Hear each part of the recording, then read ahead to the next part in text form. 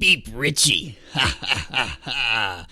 I realize that I might be strangers to some of you, so let me introduce myself.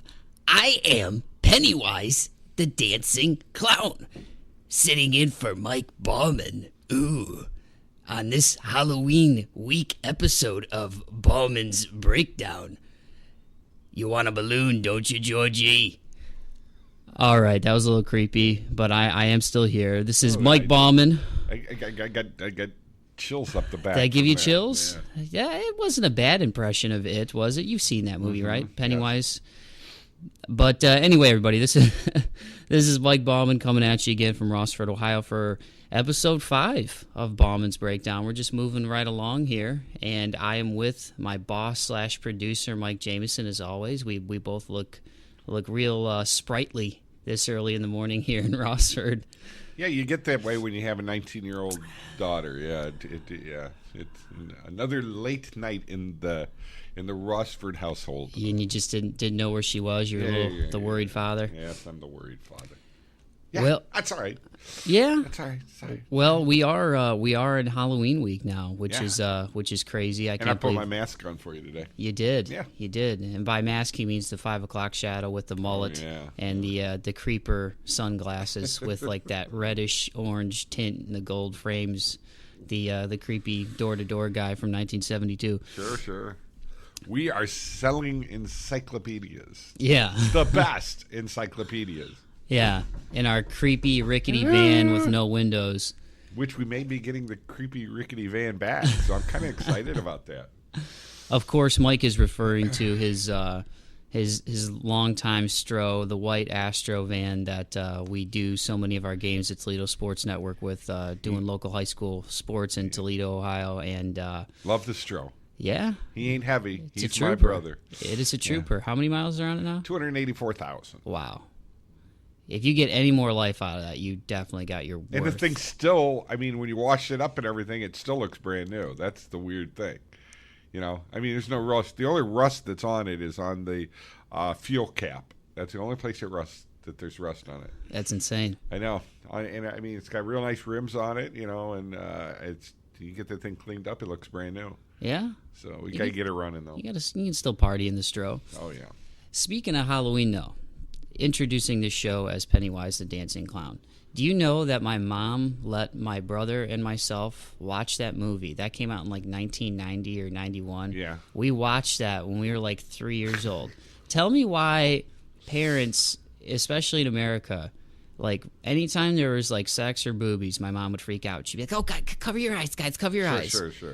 So boobies are bad as a child, but a big crazy spooky tooth clown coming out of a drain in the shower of a school with fangs morphing into a giant man-eating, child-eating spider. That was totally okay. Just isn't right. You want a balloon, don't you, Georgie? I mean, that was creepy, man. Tim Curry. God. I don't understand how boobies would have been worse for me and how I turned out than Pennywise the Dancing Clown. Yeah, that's some creepy stuff, man. But anyway, not creepy stuff. This is part 2. If you listened to the episode last week with Steve Dwyer and Ryan Wayton from Tropic Bombs, I thank you. And if you've been listening to the show, thank you very much. As always, you can go to baumansbreakdown.podbean.com to check out more info. It's also on iTunes, so just go to iTunes and type in Bauman's Breakdown, and you will find me and my weirdo Pennywise and various other impressions before we actually kick off the juicy parts, which are the actual interviews of the show. But last week was part 1 of my interview with Steve Dwyer and Ryan Wayton, the drummer and vocalist respectively for local band Tropic Bombs. If you haven't heard of them, I hope you check them out. For those of you who are not from the Northwest Ohio, Southeast Michigan area who are tuning into this podcast, wherever you're listening from, you can go to facebook.com/Tropic Bombs, check out their music, and go to YouTube as well. They've got some videos and some songs up on there, some stuff from their live shows. So today is going to be part 2 of my interview with Ryan and Steve that we did back in June, and I'm excited once again because it's on my lovely new digital recorder, and I am just so. You don't know how geeked out I am about that because my old recorder, just the audio quality was, it was good for a journalist doing stories, a young guy, the hubris of youth, so to speak. But I'm a big boy now, and so I invested in a big boy recorder, and that will hopefully add to the audio quality. And sometimes in the interviews, you're probably going to hear me typing on my computer in the background, but I think that just adds to the aroma that Mike and I have with this podcast, and if you can picture that aroma, it's one of well, we won't get into that. But anyway, today is part 2 of that interview with Steve and Ryan, and big news for those guys this week. They have a huge show. We're airing this on a Monday, as always, in lovely Rossford, Ohio, but you guys will be getting it on Friday, which is the day of their big Halloween show.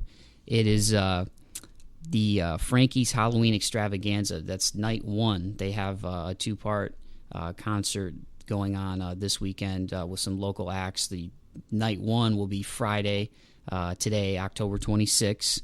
And it's going to be headlined by Tropic Bombs, also featuring El Blanco Diablo, Mr. Perps, and the Absinthe Minded, and Earth Below Us. The doors are at $9. Tickets are $5 if you're over 21, and $7 for everybody under 21. But Frankie's, what's cool about it is that all ages are welcome.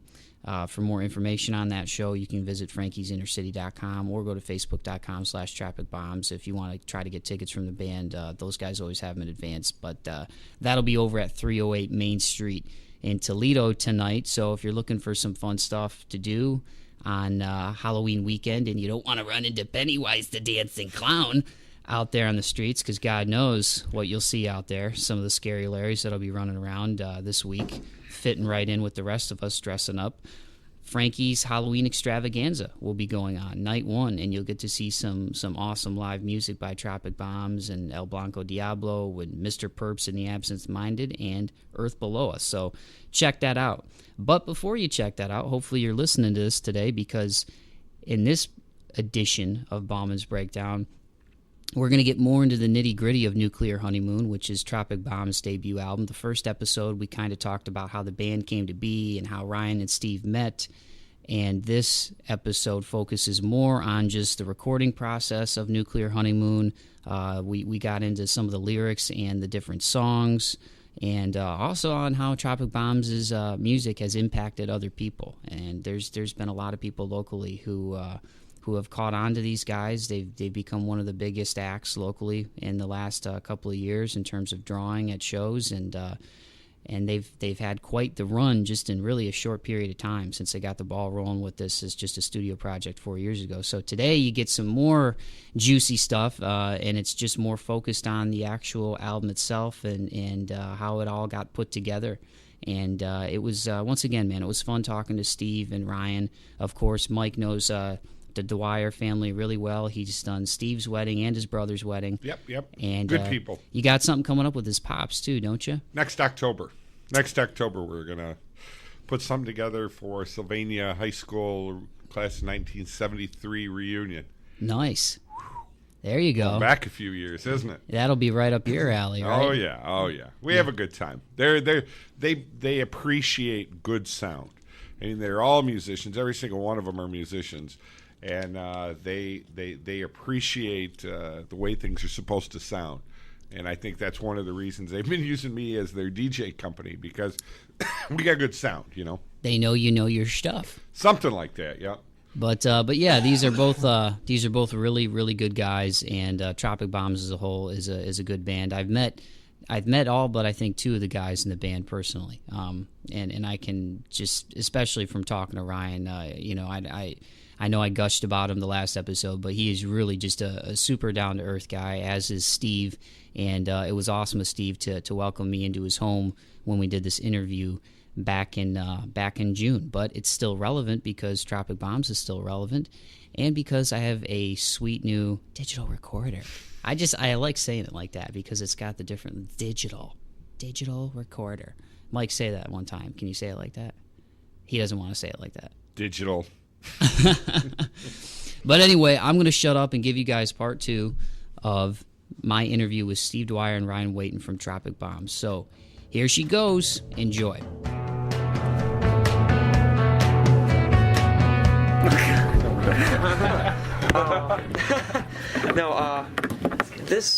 The thing that, you know, Steve was just talking about, how, you know, we just love playing for the fans and our friends, and like sometimes it's even funny to call them our fans. We just don't think of ourselves that way, you know. Like it's just cool. It's a flattering feeling, but it's also funny to us because we're dorks, dude. Like, why do you? But you know, in fact, though, we do love. I know personally, as the vocalist in Tropic Bombs, like, there's nothing better than audience participation. When someone knows your words or cares about something that you said or wrote, you know, and then gets some meaning out of it, obviously that's very special. And I mean, it was an honor, actually, you know, for me. We brought down into this basement for the album, there's some parts where we've noticed, we've been playing these songs, even though they're newly, you know, recorded. We've been playing these songs for about a year, most of them.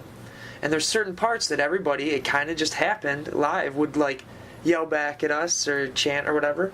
And we said, hey, we should have it that way on the CD, because that's what you're going to get when you go to the show. Yeah. And we said we should actually bring in a couple people, like, who aren't in the band, who've just been like awesome supporters, and have them come do that with us if we want to get it sounding like it does at a show. So we brought in like 4 people that have always just really supported us, and you know, Nick, John, and I all, you know, came down here and did these vocals with them, and, you know, we put their names and gave them credit and everything, and like they were like, thank you so much, and I was like, no, thank you, because that's just awesome to feel like you can include them, you know. It's an awesome feeling, man. Well, in this record, it seems like that's why I want to ask you guys too. Like, I mean, obviously it's a lot of work putting this together, and you know, I know that with Once Over, you're not going to do anything unless you're passionate about it, and I'm sure it's the same way when you produce. You're not going to touch anything or have your name on something that and just say, oh, whatever, it's done. Where's the money, or where's whatever? Do it for the money. Yeah. Yeah. Like, I found that the quickest way to get a headache is take on a project that you don't like. Yeah. Like, you can't. Like, there's no way. Like, because it's not that I don't have to. It's just like, I want to record as many projects as I can, but I just, like, I have 2 kids and I have so many commitments that it's like, if I'm going to record a band, I better make sure I like it, because it's just, I can't, you know? And it's like, yeah, this album was, it's interesting because it's like, a lot of people think recording an album is just like the upfront work that you do, which is like, you know, like recording it. The actual part where you convert audio into a digital signal is like one of the smaller parts of it. Like, you'd think like recording an album is like playing it, and it's not. Yeah. Recording an album is like writing the songs, finding out what you want to do on the record, figuring out how fast you want them, all this shit, what you're gonna do, what kind of equipment you're gonna use. Recording it is a small little footnote, and then getting it all done, and then trying to figure out how you're gonna put it all together. That's like, so like recording is like the tip of the iceberg. So yeah, you definitely have to be passionate, because like, I mean, I don't know about Ryan, but any band I've ever been in, recording is not as fun as you think it is, because it's not like you're playing the music like at a show. It's like you're playing, like, you play the music once, you try to make it perfect, and then you just gotta like fight with it. Like, it's just fighting with it. It's like cooking a meal. It's like cooking is fun. It's like, yeah, it's like cooking is fun to a certain extent, but once you start getting bombarded with shit and you're just like, fuck this, I should have went out. Yeah. But at the end, you get to eat an amazing meal. You get to see it come together, and you get to start to smell, and you can almost taste it before it's done. And this is the same thing that Steve's talking about. It's so weird, Steve, because I literally had that analogy in my head. I was like, it's like preparing a meal. Why do we eat fast food? It's because we don't want to get the ingredients and wash all of them and chop them up and everything. But it's a lot of work. Yeah, it's a lot of work, and it's a lot of time, and then you're like, I got to do it right and everything. And this is like cooking a freaking 5-course 2-year-long meal before you get to taste it, but then you get to share it with everybody, and they get to go, oh my god, you seasoned this well. Yeah, and that's the payoff. Yeah, is there's always the light at the end of the tunnel that you look at, and that's the only way you can do records. I've been doing records for like 15 years, and it's like always the same thing. It's really exciting up front, and then you get to the middle part, and it's just like, oh my god. It's kind of the difference between like, oh, I should make spaghetti with meatballs and blah blah blah blah blah. Oh, that sounds amazing. Oh, do I have the stuff? Do I have the ingredients? And you're like, yeah. Let's go to start to do it, and then you're like, Fazoli's. fuck, why am I doing Let's this? go to Fazoli's. And then it like comes back around, and then you're like, yes. And then, but like, yeah, you get to share this like with everybody for eternity, you know, and you get to like put your like dent in the map, and That's like right. and like the other thing that's really cool is like he said, being a singer in another band is like, I understand what he's saying. Like when you like, everybody goes, you know, do you want to be famous someday, or like, you know, like people like to call bands real bands and fake bands. Like people see bands as like on MTV as like the real ones, and like, well, what discerns a real band from a fake band? Well, Yeah. a real band has fans and has CDs and plays concerts for people that know and like them. And it's like, well, name one of those things that Tropic Bombs doesn't do. It's like we're playing shows for people that know the words, that like the music that much, that they buy the CD, that it's like. So as soon as you do something meaningful, like write a song that someone connects to and they sing it back to you, I know the feeling. Like it's like, that's it. Like that, there is no difference between you at that point and Red Hot Chili Peppers. It's like you're doing the same exact thing. Our job is to create art and create an experience for someone and something that someone feels, and to entertain them. And if you're doing that, you're doing nothing different than a band that like sells millions of records. So it's like you can always, like, you're successful as soon as you do that, you know? Yeah, and I mean, going off, you know, a different way with this a little bit. I know as far as the process of recording this CD, like I said, we've been recording this since October, Right. and I mean this is pretty often, a couple times a week, you know, pretty late into some nights, you know. Yeah, I was gonna say, sometimes- what was like, because I know you guys had like your EP, and you and John have been doing stuff since like 2009, and then you played the songs live, but Yeah. like from like the finished product on July 10th that people are going to be able to get. So this started in October and went all the way up to like like now. pretty much. Yeah, like it's actually to the still not. It's still not post-production even done. stuff. Mike, it never ends. Okay, so I remember going to Ryan's and bringing some mics over and working with Ryan to set the drums up for Jason to record in October. And then it was like a blackout until I got his board, which is actually right there. I got his board probably in April.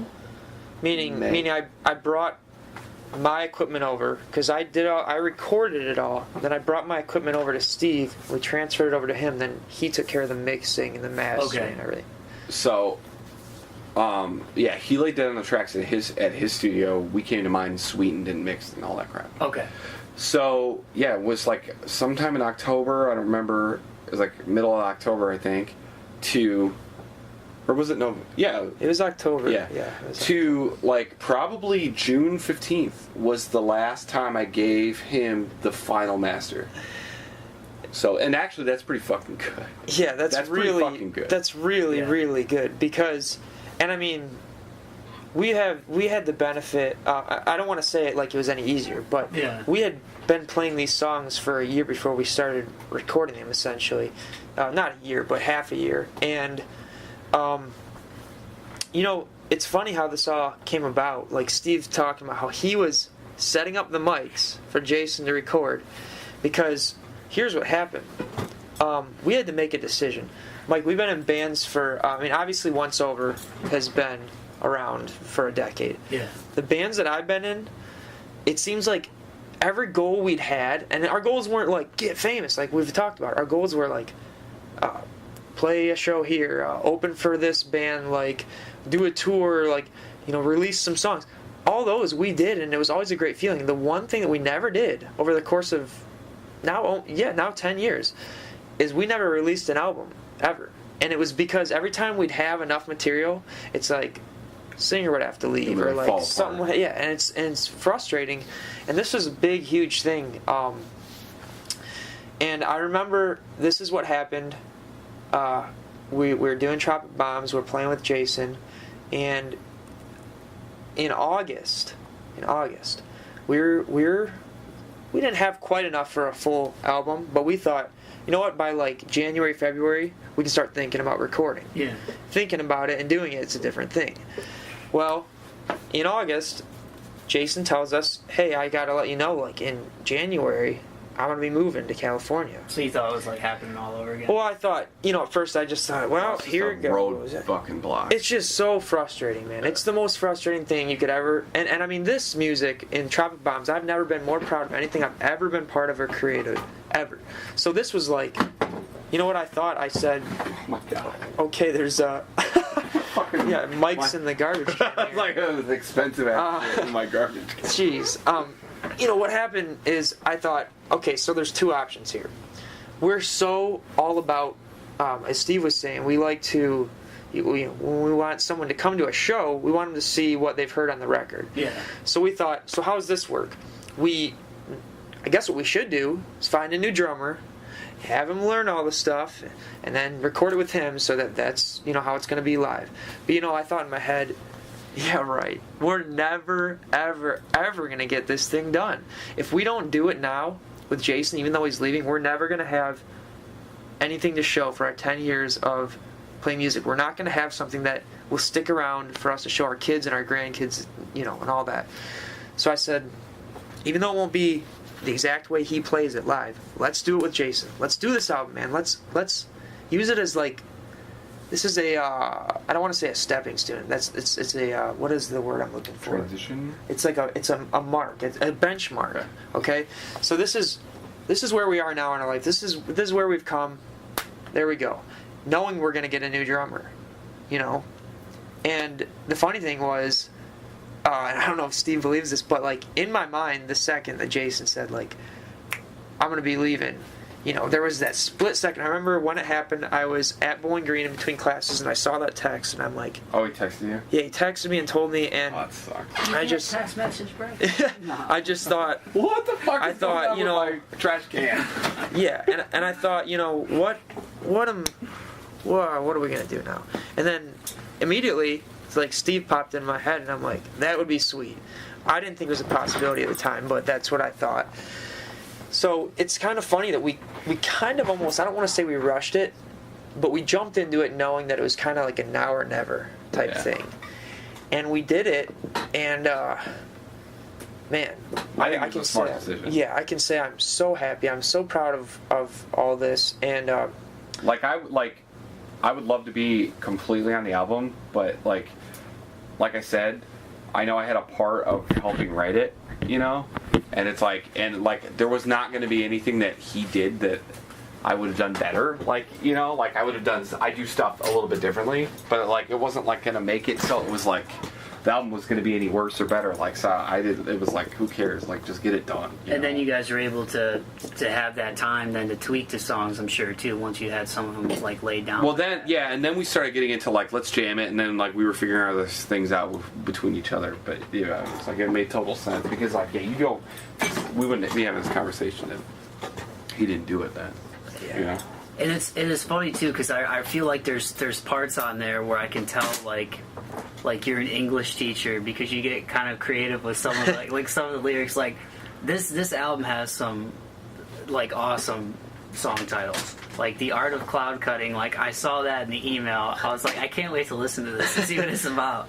So, but for you writing this, I mean, there's songs that seem like, and I mean, I've had discussions with you where you've opened up to me a little bit about your personal life, which that seems like, I don't know, maybe I'm way off, but that came out on Chrysanthemums. oh yeah, And absolutely. then you have an Art of Cloud Cutting, which is more of a spacey, it seems like that was just more, you were storytelling in a few of them. And I kind of like that with the record too. It's there's the personal ones, and then there's the sort of beginning, middle, end songs. That's what I liked about this record. yeah. I mean, direction writing wise, I guess that's what I mean. Was it just whatever you were feeling at? I mean, maybe that sounds like a dumbass question, No. but sometimes bands are okay, this will be a conceptual record, or this will be this record. I mean, it seems like you had fun with Assassins is a story. Yeah. Versus yeah. Chrysanthemum is a reflection. Yeah. Yeah. Yeah. Well, yeah. I mean, it's not a dumb question. It's literally what you said. It's at each at the time of, you know, the conception of each song, and really usually what I do is I write to whatever music has been put in place. We do the music first. Okay, and then I structure, you know, things around that, because there's a rhythm, and I kind of, you know, get into that. Chrysanthemums was different because I already had this idea in my head of how I wanted to do the vocals, and it was cool to do that song, which is funny because it's going to be like our single. I think it's one of our best written songs. I think it's one of my favorite songs personally. That song literally came together basically overnight, you know. And then there's songs like The Art of Cloud Cutting that took months. And you guys really switch it up in that song. It starts off, it's like one half. It's like they're two halves. And then the back part of it breaks down. It's just that, yeah. Well, you know, the thing of this is with lyric wise, like we talked about before, this is all about sharing experiences with people. So literally every single song. There's one song, the only song, and it's funny because this is the one that people might think was actually like one of the most meaningful ones. The only one that's kind of just like it is a story actually is the Ghost of Time. Ghost of Time. It's not the Ghost of Time. It's Ghost of Time. I'm not even going to tell you what that one's about, but because here's what I like. I like people. A lot of times I do it in a storytelling way because it's something very personal to me. Yeah. But I tell it in a way that I don't always want to, you know, tell people what to think or what to feel. I want them to come up with their own interpretations of what the song means, what it means to them, you know. Yeah. And I think that's why songs like Light the Way resonate so well with people. Is countless times. I can't tell you how many times different people have you know, pulled away something different from that song, and it's amazing to me. It's a powerful song, man. Thank you. It is. It's pretty universal, I think, and I think everyone can kind of relate. Yeah, it's like if you're in a spot and you need guidance, or if you're going through a time, or if like you're losing yourself and you need to be centered again. Like it adapts so many ways. I think that's like the anatomy of a good song is like writing something that you can connect with, like on a like visceral, you know, in a visceral way, in a very like, you know, like physiological way, but also like be able to go, this is an experience that I've experienced here. Yeah. Plug it in, and then all of a sudden that's how you write good songs, is because you don't do it on purpose, but it's like shared experience. Yeah. You know, and that's how you get. That's why people get into this music, is like because they share that, and like that's like what separates you from like. That's why I think people hate bubblegum pop that's written for that purpose, is because a lot of people go, fuck this, like I don't connect because I know it's just bullshit. Like I know you don't have problems. You know, Maroon 5. Like, it's like you don't like quit talking about it. Oh, my girlfriend broke up with me. Like wait 5 minutes. Right. You know, like you will get another one. Yeah. You know. Well, that song too. Which one? I mean, Light the Way. Yeah. Like, I mean, this completely different music, but like what Blackbird is to Alter Bridge on that album, I kind of like that type of song. I don't know. Take it for that. That kind of reminds me of like what Light the Way is to that album, like, cause like out of all the tracks on I mean, like I love these guys, so I love that band, but like Blackbird's a song about a friend of his that who's like he gave him his first guitar, and he died. He's like not here anymore, but it's just, you know, it's like Let the Wind Carry You Home, Blackbird Fly Away, and like that song really resonates with people because it's like there's a loss in there, but it's also like uplifting. So it's completely different music, but like when I heard Light the Way, it kind of reminded me, especially in the context of this record, it kind of reminds me of like that's a song people will latch onto, like with what Steve's talking about. Like everybody's going to interpret it to their own experience that way, right. But it's the lyrics are very powerful. Like career change, like death of a family member. Yeah. You know, like anything, like you're getting bullied in school. Yeah. Like there's like there's a common thread of like, you know, don't worry. Like, yeah. You know, be strong. Like don't be afraid. Look to the sky. I mean, you even told me there's a girl who used that at her grandma's funeral. Yeah. I feel like that's a song like people who really get into you guys, like they'll be getting that shit lyrics from that tattooed on them. If it isn't happening already, it's funny you say that. Already. I wasn't gonna mention anything because again, it wasn't. It's not. I'm not trying to. Yeah. But one of our good friends, he just recently revealed to me that he went through a pretty bad situation in his life, and recently, and he said that he was feeling really lonely, and that song like got him through it, which still amazes me. You know, it's amazing, and he's a really good friend of mine, and to know that I helped anybody, but especially a friend of mine, and then he told me that he only has one tattoo because he refuses to get any tattoos that are trivial to him, that don't mean absolutely. The only tattoo he has is on his back, and it's for his grandpa, because he said his grandpa was always there for him, always at his back. And he just told me that he's getting the chorus of Light the Way tattooed on his other shoulder blade, and he actually asked me to help him design it, and it's like really like giving me chills because it's just so cool, you know. Yeah, it's like, I can't even imagine that feeling as a musician, to write something that means a lot to you and then go to a show and play it and then have people sing it to you, but then to have them permanently on their body until they're put in the ground, that's crazy. I remember like the first time I ever saw someone get a tattoo in one of my bands, and I was just like you're like, does that come off? Yeah. You're like, no, and I'm like, holy shit, like holy shit. Yeah. Like you like you can't even process it, because it's like, it's almost like having a kid and then someone tattooing the name of your kid on like them, and you're like, holy crap. Like, wow, you really love my kid. Because it's like you always expect to love the music you create. It's like obvious. But like when someone does, like I'm not getting any tattoos of my songs on my shit. Like it doesn't matter how much I love a song. So it's like amazing that other people connect so hard with it. Like you're just like, wow. Like, and whatever it means to like do it. Like it's awesome. But then it makes it, and it makes it like 10 times more effective on you when you perform it, because I remember the first time I ever saw this. I mean, this is like, these are all things that I'm just kind of recently experiencing, because Devil and the Executive, I did vocals, but that was kind of like a party joke band, and this is like something totally different. And the first time I saw someone actually and it was again a friend of mine, a different person who had lost their grandmother, like started crying at the show, and I knew that she had recently lost her grandmother, and like I said, like, this one goes out to you, you know. And dude, I saw her crying, like, and her friend was like hugging her, like in the middle of that song, and like she's been one of our best supporters ever. And it was at Howard's in BG, and they have these little steps, and like I wasn't doing it for show, I wasn't thinking about anybody else in that place at the time except for her. I was like, oh my god.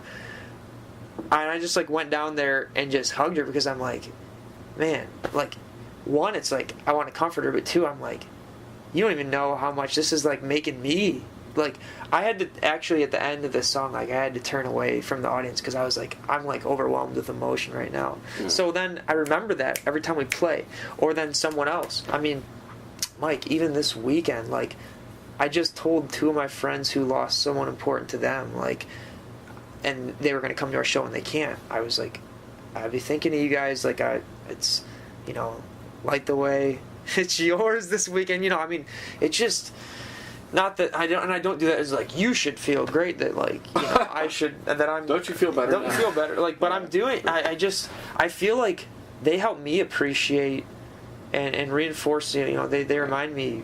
It's like how powerful this song is. There's like a is. currency with music. Like there's like an exchange of value that happens where it's like,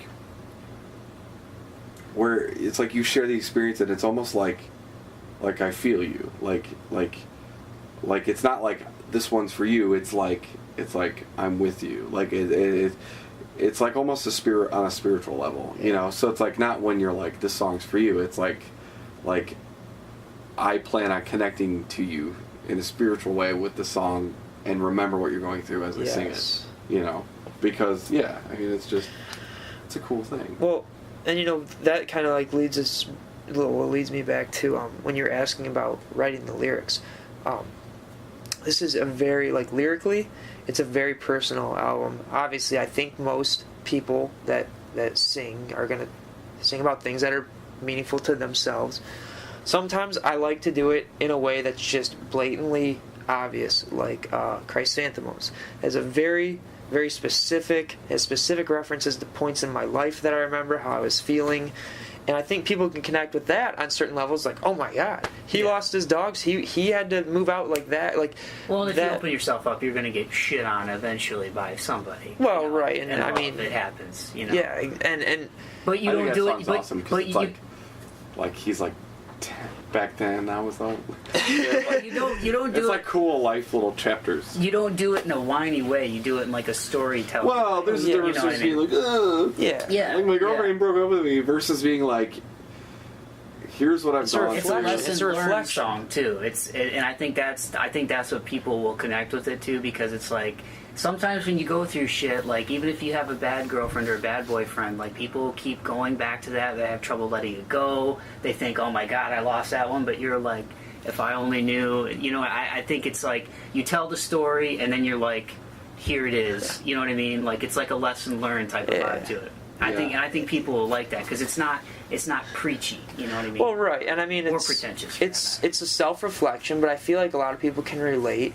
And then, I mean, it's funny though because I like hearing different people's interpretations of things, like The Art of Cloud Cutting. That's one of our newer ones, and people haven't really got to hear the lyrics in that one a lot. That's one thing I'm excited about too, is for people to actually see the lyrics written out, get to listen, and kind of form their own opinions on it.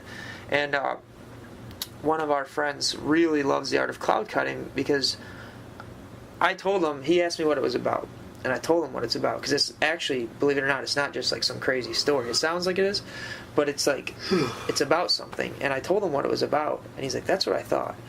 And it's actually the same guy who was going through this thing and is getting Light the Way tattooed. But sometimes I like to, like I said, do it like blatantly obvious, like Chrysanthemums. Other times, The Art of Cloud Cutting, you may just listen to it and be like, oh, this is a cool little story. But really, what the message is, it's kind of like Light the Way, but if you listen to the story, he's literally, whoever this person talking is being attacked by Earth. The trees, the clouds, the sky, the Earth. It's like ripping him down, holding him down. And that's supposed to be just basically a metaphor for, like, sometimes you feel like everything's stacked against you.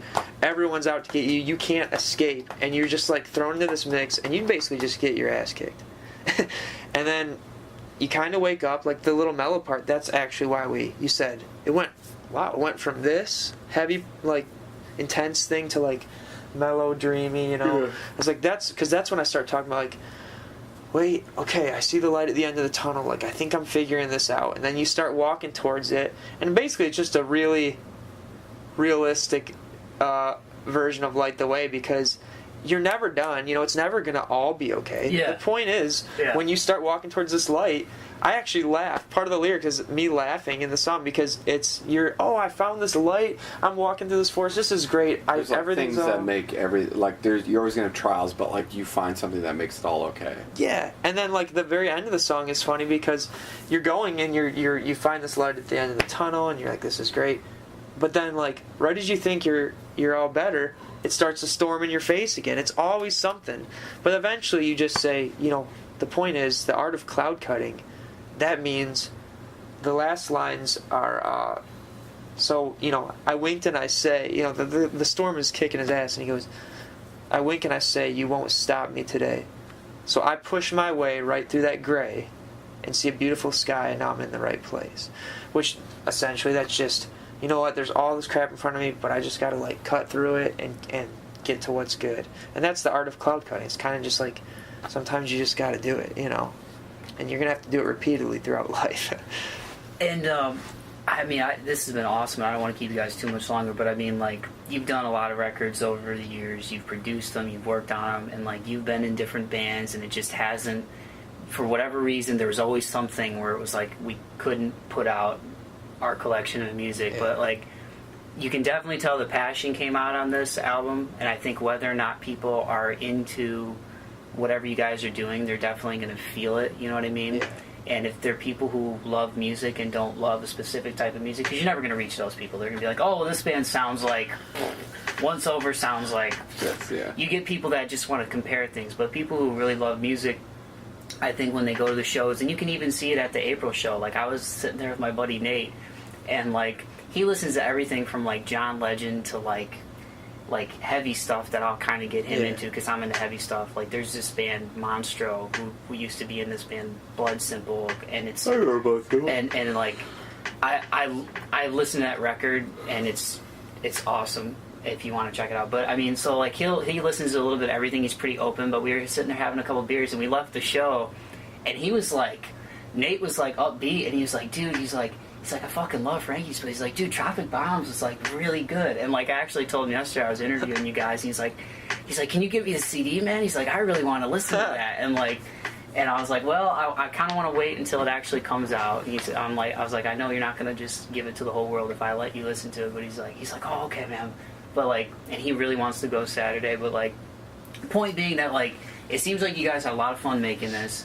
Like, as somebody who's just a fan of music, I mean, like I already told you about the whole music critic stuff. I think it's bullshit. And like you said, music is not something that's like win-lose, like a championship, like sports. Yeah, it's like it either affects you or it doesn't. Yeah, right. and like even Eddie Vedder, like I've always loved Pearl Jam, and I've always loved his way with things. And I even watching their DVD, he was talking about how like when they won a Grammy or whatever, and he was like, "Thank you, but this really doesn't mean anything to me because how can you grade art? Music is art." Yeah. Right. But you can definitely tell the passion comes out in the album. So I mean, like, what does it feel like for you to come into the mix? And obviously, you guys have been friends to work with them and make this record, but to like finally get this out, like, how does that? Just to have all this lead up to this, does it feel like it was supposed to happen this way, like with all the other bands and everything? Oh yeah, I mean, I would have loved to release stuff in the other bands, but like, man, this is just the pinnacle. Like, this is at this point in my life. Like I said, we couldn't be happier with what we're doing right now. And I mean, I'm so proud of this. We worked really hard, obviously, put a lot of time into it, and I'm proud that this is my first like official, like real release to be part of this. And yeah, man, it's the way it was supposed to happen for sure. Yeah, my take is I've released 6 records before, and they're all it's weird because like every one of them is different and everyone's the same. Like they always have the same like stress level, and you're always like the feeling is always the same. Like you're super proud of it, you know. I think I'm super proud of this one because it's just so authentic to what it's supposed to be, and like just knowing Ryan through the years, like I'm glad that this is his first record because I think like yeah, it's just like it's special. So to be able to release a record that's super, not like his other stuff wasn't special. I'm just saying like this one is like yeah, it feels like yeah, that's like should be it. I would say the record was like it's always a lot of work. It was a lot of work obviously for him. I got it and just started mixing it, and then we got it to a certain place. And I would say that it's a lot of work, but like the initial thing is sort of like kind of like thinking of what you're gonna do. Like, oh, I'm gonna make spaghetti or something. Like it's still like there's a little bit of that in the mixing because you start to hear it all come together, and you're like, holy shit, this is gonna be good. Needs oregano. Yeah. And but yeah, like I'll say that I have put out quite a bit of records, and every single time the like excitement and anticipation is always the same. And I told him, I was like, dude, wait till it comes in the mail and you open it up and you like open the box and you're like hands are shaking because you're so fucking nervous. Oh my God. And you just open it up and you're just That'll like, be next week. and you're just like, you just like, I swear to God, every time it's the same thing. You just stare there and you're like I did it, like every time. And so I think that is the pinnacle. I think that for you, like that'll be like the thing where you're like everything I just poured like all this shit into just actually happened. Like it's fucking real. And that's when you're like, holy fuck. And then you sell them, and then people learn the words, like word for word, and then then the shows get really fun. And that's what I think I'm looking forward to the most. Is like the shows getting really fun. And it's nuclear honeymoon and it's pronounced nuclear, right? Not nuclear. We're not George W. Bushing it. Our bass person is nuclear. Nuclear. He gets so mad though if I tell him that, he gets mad and swears he does. I did it to him the other day. He just stared at me like I was a dick, and I'm like, what? I make fun of you for practice. Yeah. I was like, Nick, I've known Nick, our bass player, since I was 14. That's over half my life, and I was like I was like, you just called it nuclear, and he looked at me, he's like, got all pissed, and I'm like, out of all the things I've ever said to Nick, and like he gets mad at me for nuclear. I like that you guys didn't pick a song title for that too. I mean, was it just how did you come upon Nuclear Honeymoon? I know I said I was gonna wrap it up, but now that I just that's a good question. Well, I remember actually. I don't know the specific but I remember we were trying to think of an album title, and we were thinking, maybe there could be a title track, whatever. Maybe it could be self-titled, and. What was one of them? Delicious Waves. Delicious Waves. We talked about something bomb. We talked about doing Block the Sun, but I didn't think that. I just didn't want to do that. Lyrically, I didn't think put the pressure on one song to be Yeah. And it he said, you can't sum us up with one song. But Nuclear Honeymoon, I remember John just texted me that, and I was like, I love that, man. I still have the text. I think that's But actually, to sidetrack for a second while he's looking that up, the most amazing thing for me about this whole thing, being that this is my first one, is that believe it or not, Mike, I'm just like you. I don't actually love to just sit and talk about myself. So that's why I say it's funny when people are like, "Oh, dude, you're this or that." I'm like, "Stop, man! You're actually making me uncomfortable." No, but well, I actually still live at home, so I'm not really all that cool. But no. It's a joke.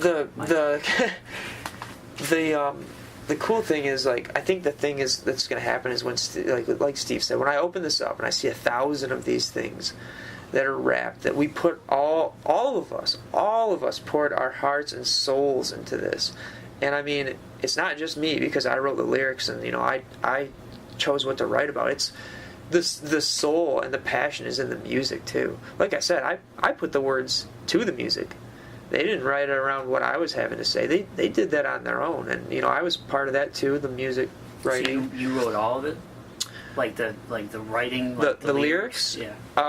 Yeah. Mostly. Or yeah. It's pretty much all. Actually, you yeah. I think you did them all. I did, and I like that. A lot of bands like to say we'll help the lyrics. It's like, you all aren't feeling what I'm feeling. No, if you want to write a story together, that's cool. I mean, that's my part in the band, is just telling the story, and a lot of times, that's the one place where I do like to talk about myself, because I'm not saying, hey, listen to what happened to me or listen to what I'm doing.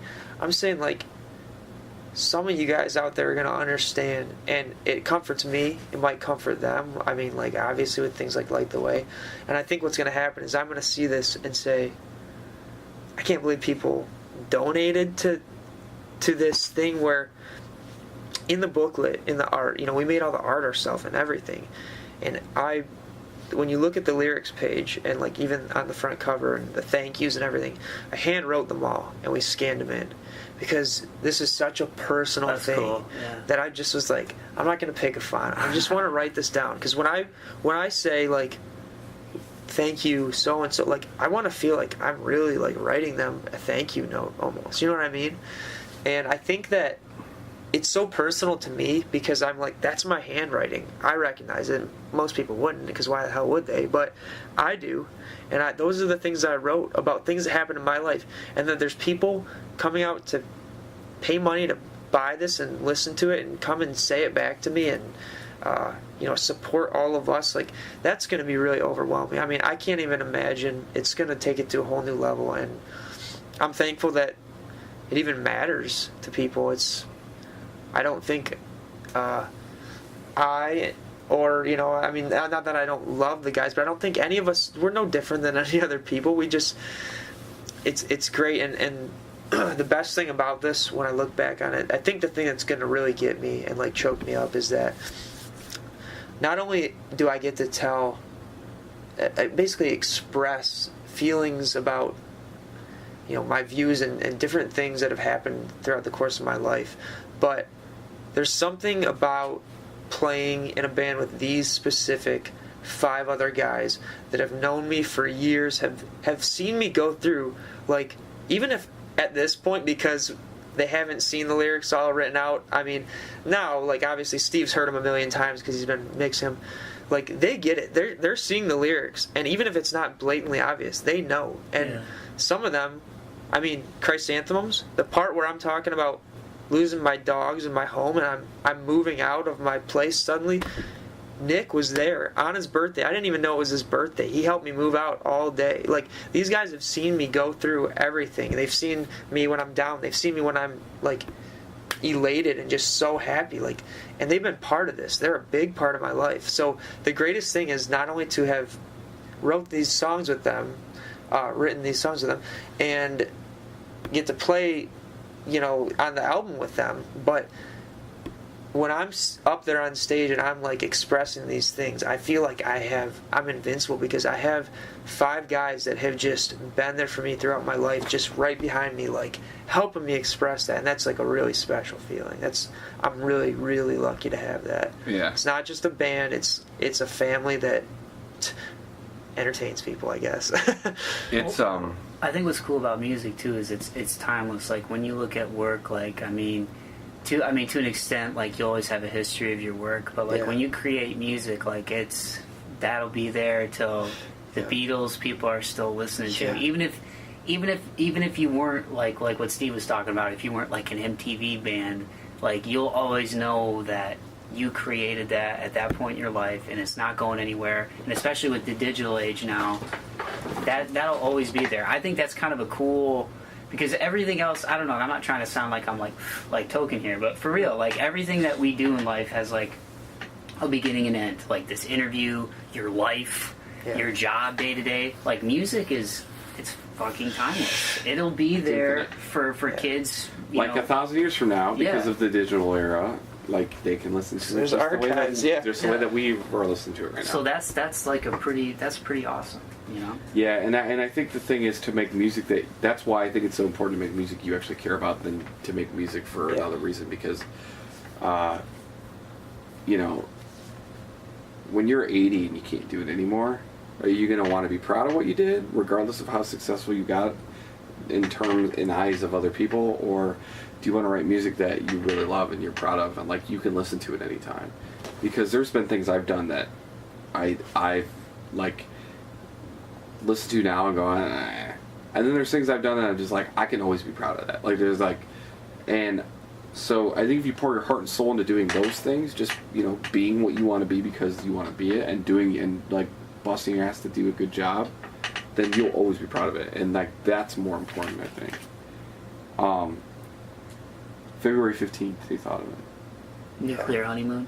So John just thought of the best album, Nuclear Honeymoon. Yeah, John was just like, the cover would be like a romantic scene of a couple kissing under a tropical sunset with a stealth bomber. We were talking about shit. Yeah, that's and it's like, I was actually at Colin's house watching his dogs. Thinking about what you fools think.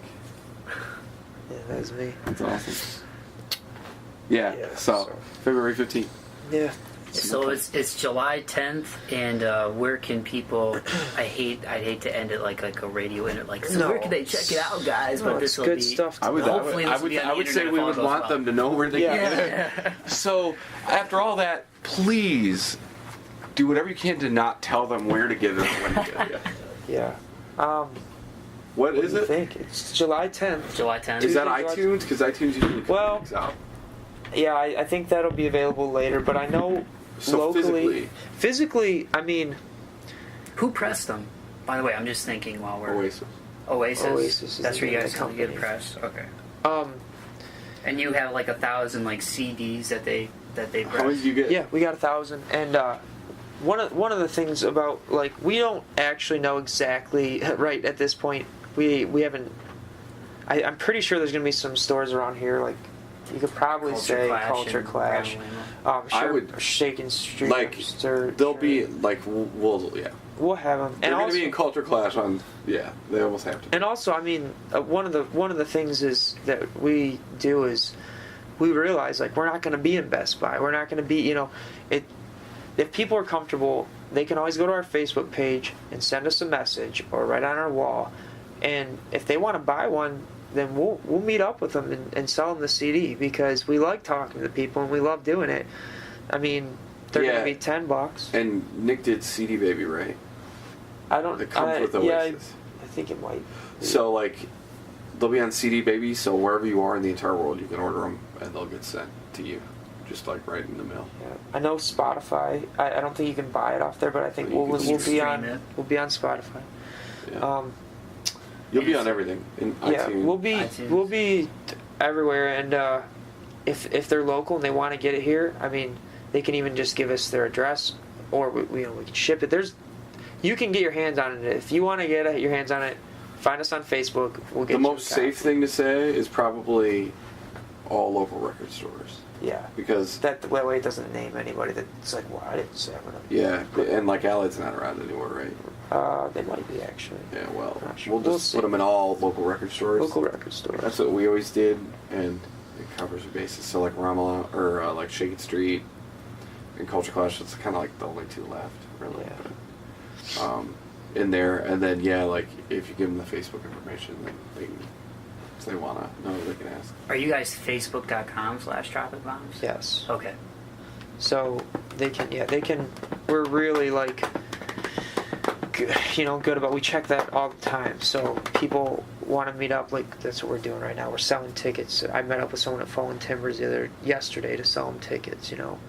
So I can't wait for as many people as imaginable. Hopefully to hear our music. So if they want to and they can't find it in a store or whatever, they can get a hold of us and we'll deliver it to them, mail it to them, Sweet. whatever. Well, you guys, thank you so much, man. Oh, thanks, This Mike. is awesome. No, Appreciate absolutely. you. No, absolutely, Thank you, man. dude. Ryan. Always a pleasure. Cool. sure, man. I think there's like a cool story and a cool vibe about it, just because like there's a lot of bands that like just meet each other and like start a band, and then it's like, they're in there for like a year, but like we've like, known each other for freaking 10 years. Like I've sang and like done like Promise of Tomorrow, like I like did guest vocals. Yeah.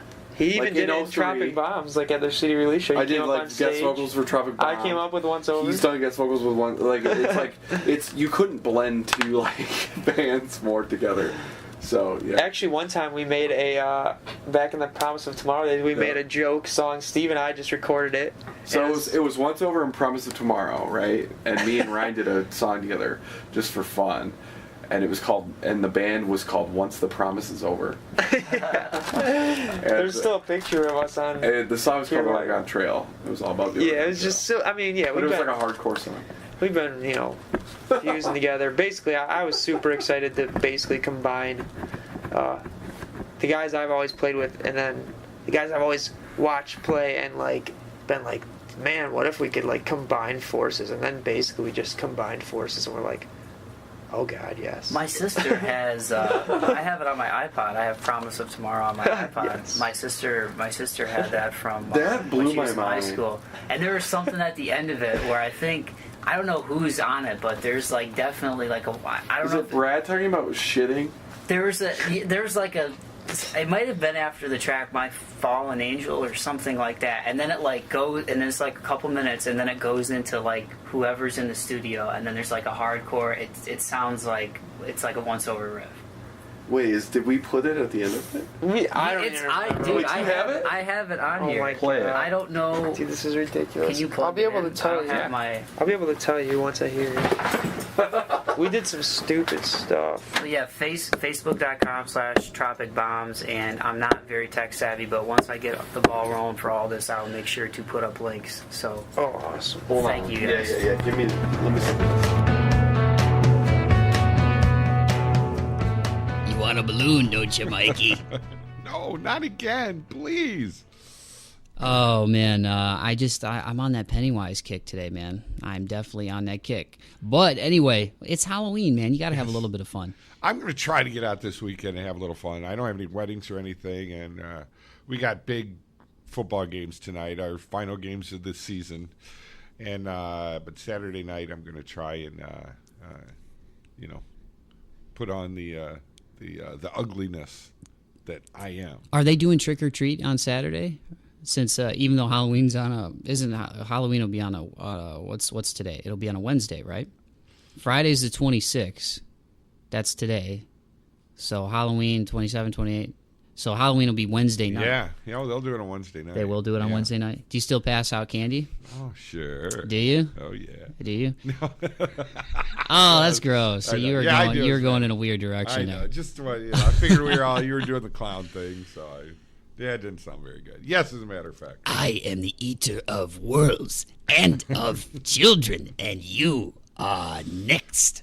Boy, that movie, dude, that was one of those things that you see as a child that just gets imprinted in your, you know what I mean, in your psyche. Like, it was just, I mean, all I gotta say is that if and when I have my future kids, I'm gonna be all about the boobage. They're gonna see nips. They're gonna see full on boob before they ever see a clown with fangs that wants to eat them via if the you TV screen. YouTube kids afraid of clowns or scary clowns or something with kids, there's like 9 bazillion things in there. Everybody where all these kids are afraid of clowns. Oh, the commentary on it. I watched it sometimes because I'm nerdy like that. I like to watch the movie commentaries and stuff. Yeah. And they were the guys were even talking about people's fear of clowns. And the one guy was saying, well, it's legitimate because you fear that if they get close enough to you, they will eat you.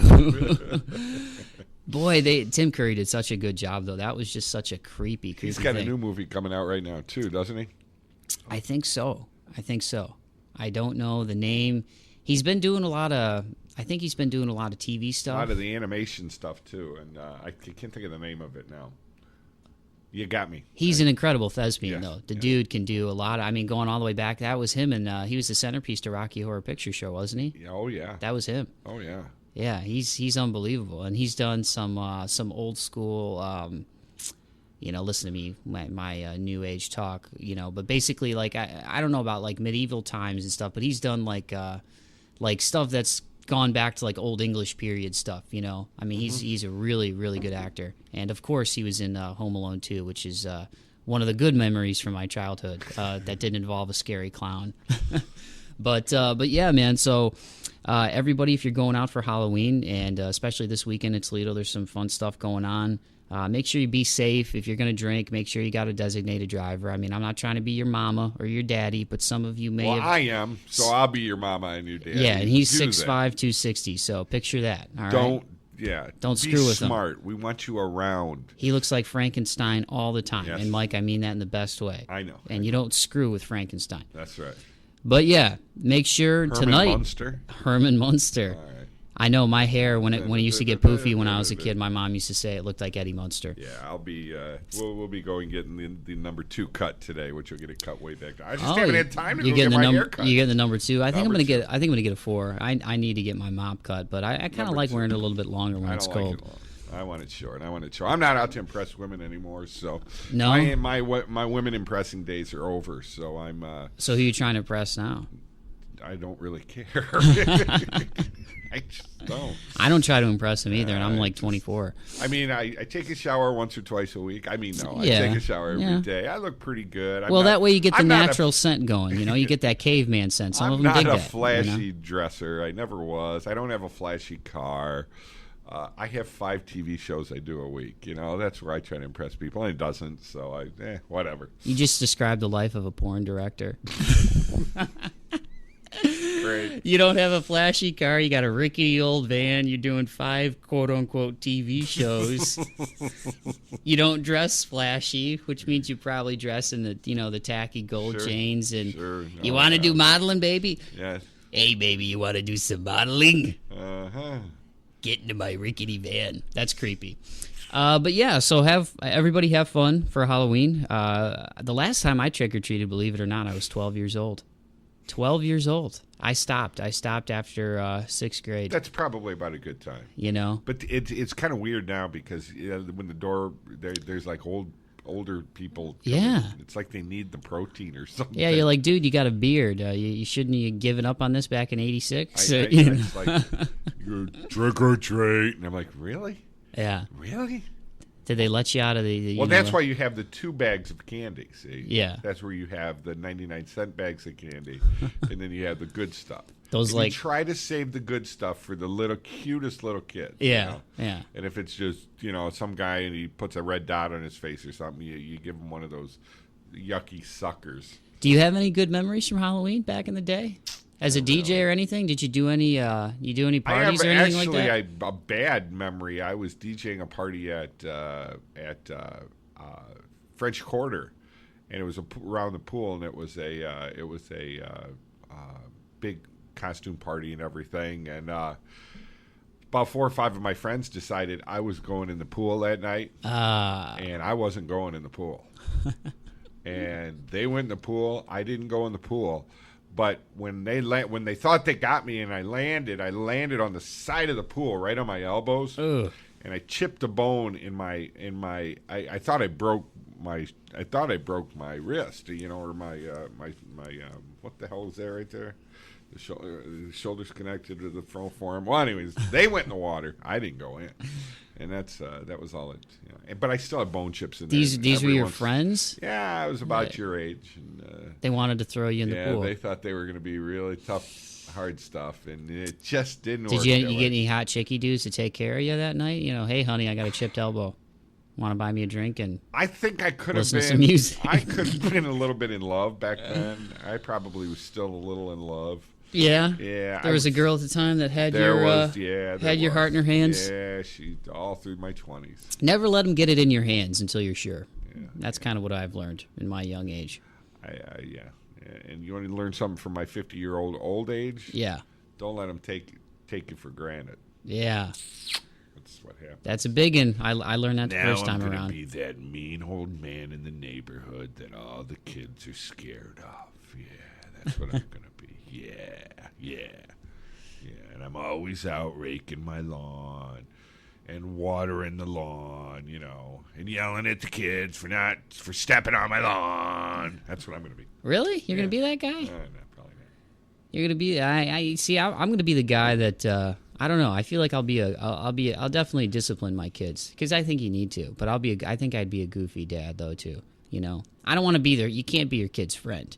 You can be friendly with your kid. You can't be their friend. If you try to be their friend, they're not going to respect you. Don't miss anything. Make sure you try not to, when they're playing CYO, this, that, and everything, be there. My mom has these moments sometimes where she has like these like Dalai Lama like moments of clarity. It's really weird. And the other night I was eating dinner, and we were talking, and she's like, Mike, I think it just came to me. It just came to me, Like she's a medium. I'm seeing pizza, and I'm seeing a pink raced car, and a girl named Susie. No, she didn't say that. She goes, I feel like you're gonna have girls. Oh boy. And I was like, Mom, I love women, but I don't want little girls. They're I don't tough. know.